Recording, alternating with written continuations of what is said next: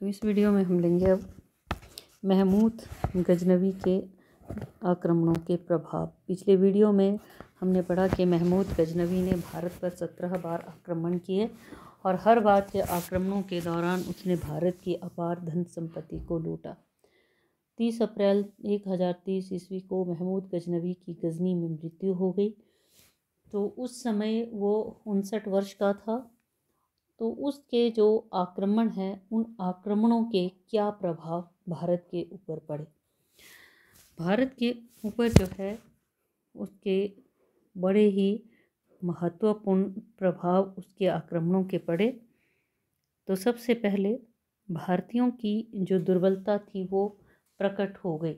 गजनवी के बार बार भारत पर आक्रमण और उसकी विजय से ये पता चल गया कि भारतीय कितने दुर्बल है। राजपूत और अन्य लोगों की कमज़ोरियों का इससे पता चला कि वे आपस में मिलजुल कर संगठित होकर विदेशियों का सामना नहीं कर सकते हैं और इससे बाद में जो विदेशी आक्रमणकारी आए उनको भारत पर आक्रमण करने की प्रेरणा जो है मिली। दूसरा क्या है कि पंजाब का गजनी राज्य में विलय। जो पंजाब था, क्योंकि महमूद गजनवी ने पंजाब को जीता था, पंजाब के शासक आनंदपाल व उसके उत्तराधिकारी त्रिलोचन पाल द्वारा बार बार उसके विजय मार्ग में बाधा उत्पन्न करने के कारण 1021 ईस्वी में त्रिलोचन पाल को हरा करके पंजाब को गजनी साम्राज्य में गजनवी ने जो है मिला लिया, जिसके परिणाम स्वरूप भारत के आंतरिक भागों में प्रवेश करना आसान हो गया। वैसे भी भारत का तोरण द्वार जो है ये पंजाब को कहा जाता है, यानी कि प्रवेश द्वार कहा जाता है। तो प्रवेश करना आसान हो गया और ये विदेशी आक्रमणकारियों की सैनिक तैयारी का केंद्र बना रहा। तो इस तरह पंजाब भारत का पहला क्षेत्र था जिसे मुसलमानों की अधीनता स्वीकार करनी पड़ी। फिर कला एवं संस्कृति का नाश। भारतीय जो कला और संस्कृति थी उसका भी नाश हुआ। कितनी अपार धन संपत्ति वो भारत से लूट कर ले गया। उसने मंदिरों का विध्वंस किया, मूर्तियों को तोड़ दिया और अपार जो धन संपत्ति थी, नगरकोट, थानेश्वर, मथुरा, कन्नौज, सोमनाथ इत्यादि के उसने मंदिरों को, भवनों को नष्ट कर दिया, लूट लिया और इस धन संपत्ति को भी अपने साथ ले गया। तो भारतीय सभ्यता और संस्कृति का काफ़ी जो है नुकसान पहुंचा। फिर मुस्लिम इसके साथ साथ सैनिक शक्ति को भी काफ़ी जो है इससे हानि पहुंची।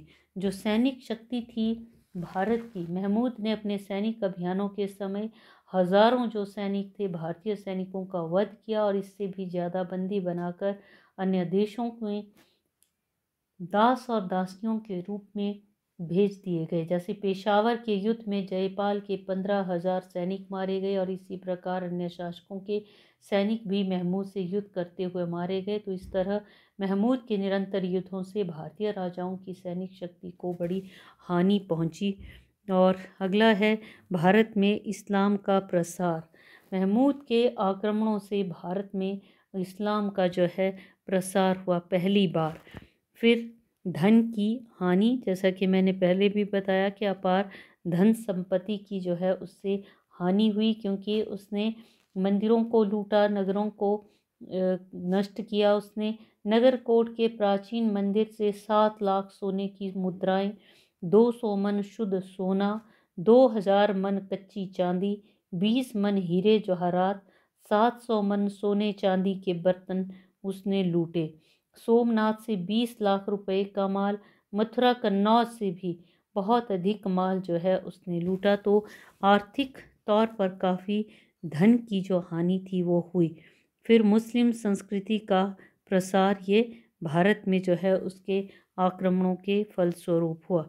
ये जो थे ये प्रभाव पड़े भारत पर।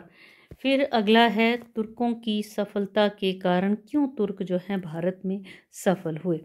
तुर्कों की सफलता के पीछे बहुत से कारण उत्तरदायी रहे। पहला है भारत की में राजनैतिक एकता का अभाव था। आपस में लड़ते झगड़ते रहते थे भारतीय राज्य, क्योंकि छोटे छोटे ये स्वतंत्र राज्य थे। एक दूसरे को नीचा दिखाने के लिए विदेशी आक्रमणकारियों का भी साथ दिया। तो इसके कारण जो है ये तुर्क जो थे वो जीत गए। फिर दूसरा, महमूद का नेतृत्व, महमूद का जो योग्य नेतृत्व था, उस नेतृत्व से ने उसके सैनिकों में एक जोश जो था भरा, और क्योंकि वो स्वयं भी एक उच्च कोटि का महान सेनापति था, महत्वाकांक्षी तो वो था ही, तो इसके कारण भी जो तुर्क थे वो सफल हुए। फिर मुस्लिम सेना, मुस्लिम सेना की बात करें तो योग्य सैनिक थे उसके पास, और इसी के साथ साथ धर्म के नाम पर वो उन्होंने युद्ध किए तो भी वो जीते। फिर धन की लालसा, महमूद गजनवी लालची किस्म का व्यक्ति था, इतना उसने आक्रमण किए, हर आक्रमण से अपार धन संपत्ति उसने प्राप्त की।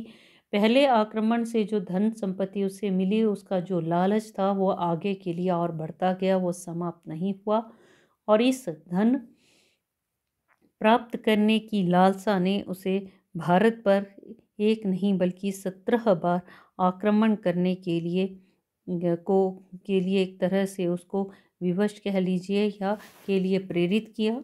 और धन की लालसा के कारण भी तुर्क जो थे वो सफल हुए। फिर तुर्कों में धार्मिक जोश कूट कूट कर भरा हुआ था, तो उनमें विशेष तौर पर एक भावना भरी हुई थी जिहाद की, धर्म के नाम पर ये युद्ध जो थे ये किए गए, तो इसलिए भी सफल हुए। फिर भारत की जाति प्रथा, भारतीयों में जाति प्रथा प्रचलित थी, ब्राह्मण क्षत्रिय वैश्य शूद्र, तो चारों वर्ग जो थे, चारों जातियां जो थी, जिनके के अपने अपने कर्म थे, कार्य थे, समाज में इनको बांटे गए थे एक प्रकार से।